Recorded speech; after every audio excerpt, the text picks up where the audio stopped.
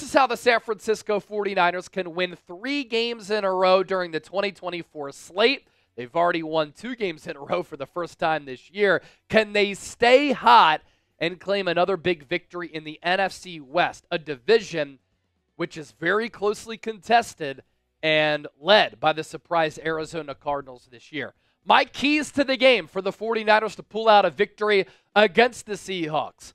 Number 1, this applies for this game and the rest of the year. The Niners have to figure out their special teams unit.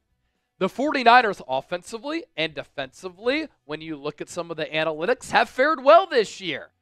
And they've given us a glimpse at what they can become, and they've shown us that they are capable of being a Super Bowl contender in an NFC conference that I believe is pretty wide open.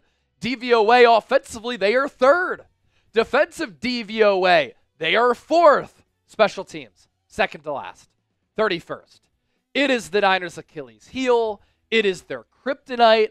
And against Tampa Bay, it cost them once again. The 49ers lost 12.2 expected points against Tampa. And their season total, they are at a 29-point deficit. And this isn't a problem just this year. It's been a problem the last few years. Since 2020, the Niners have 7 games with double-digit expected points lost. Meaning, these games are a lot closer than they should be. And they've been on the plus side only once. If the 49ers do not figure out their special teams deficiencies, it could doom them during the regular season and or in the playoffs. Brian Schneider has to get it figured out. And this is punt coverage, this is kick coverage, this is kicking it for Jake Moody. These are punt returns and kick returns in all facets. The Niners special teams unit have been terrible. Key to the game number 2, pressure and confuse Geno Smith. The Niners own Geno Smith. In his career, he is 0-4 against the Niners in the regular season. He is 0-1 in the NFL playoffs. He's completed 67% of his passes. Not bad. His yards are down a little bit to 927 total. He's only thrown 2 touchdowns, 4 interceptions, and a passer rating of 76.9. The Niners have fared very well against Geno Smith. Will that continue on Sunday? If you pressure him and you confuse him with some multiple looks, you tease some blitzes, and you fake some blitzes, that's how you can get to Geno Smith to make him very hesitant and unsure of what he's seeing. 49ers must finish in the red zone. This has also been a season-long issue. They were the number 1 red zone touchdown efficiency team last year. This year, they have bottomed out. And keys to success for San Francisco for the rest of the year, for them to reach their peak, to reach their fullest potential, figure out the awful special teams unit, and capitalize in the red zone. If the Niners do that, they will become Super Bowl contenders, because look at the numbers here. The Niners are 7th in points per game. That'll play. They are 2nd in yards per game with 412. That's a lot. 2nd in yards per play at 6.5.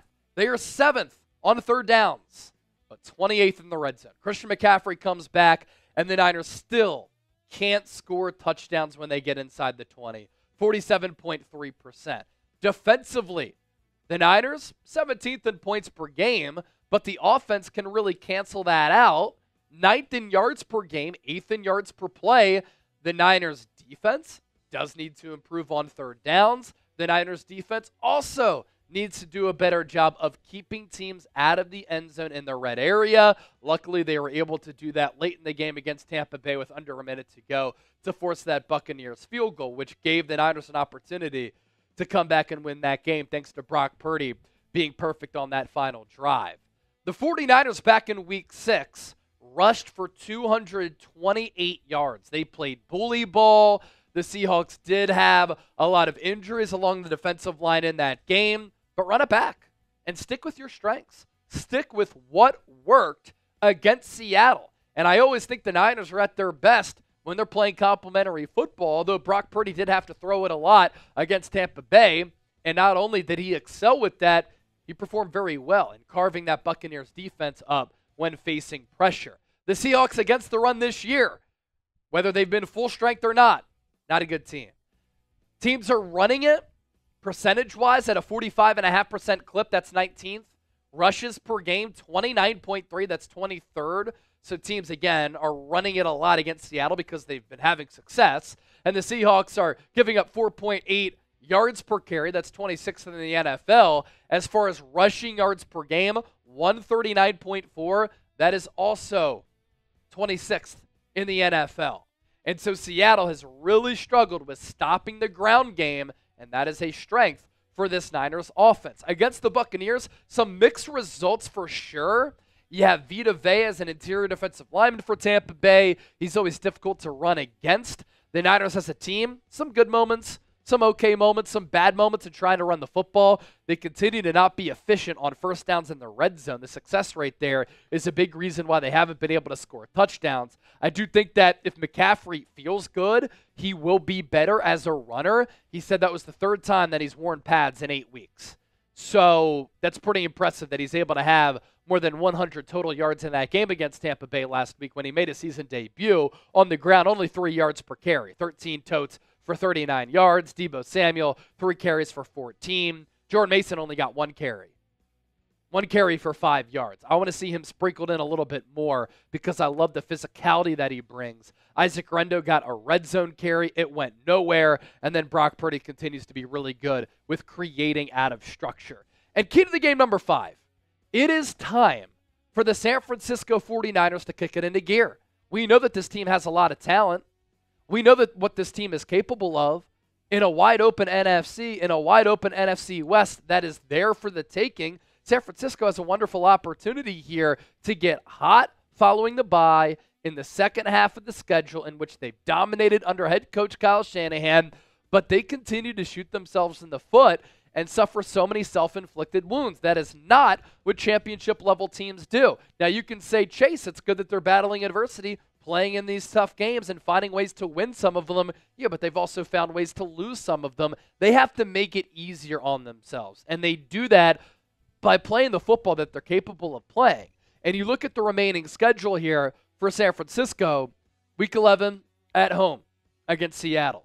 Week 12, hard game on the road against the Green Bay Packers. Week 13, on the road against the Buffalo Bills. Starting to get cold in that part of the country.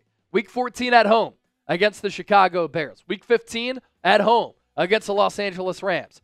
Cross-country travel to take on the Miami Dolphins. Then you're at home against the Lions, number 1 team in the NFC. And Week 18 on the road against the Cardinals. Week 18 on the road against the Cardinals. This could be the game which decides the NFC West. And whoever doesn't win that game might not make the playoffs. And again, the 49ers have to take care of business. They can't afford to lose too many more games this year. And if they win this week, 6-4, Cardinals are 6-4, they're right there. You lose this game, you become 5-5. Look at the wild card standings. Is there room for the Niners to become a wild card team? I don't see Green Bay falling. I don't see Washington collapsing. Minnesota Vikings are too good on defense to lose it for the remainder of the year. And with the way that the Cardinals are playing, with how they're playing right now in this current moment, they are playing like one of the more sound and one of the better teams in the NFL. So predict the score. Seattle, San Francisco. We asked you who you got earlier, but get more specific and predict the score. I think the Niners win this game. I think they cover that 6.5-point spread. I think we start to see signs of the Niners putting it all together. They win this football game 29-20.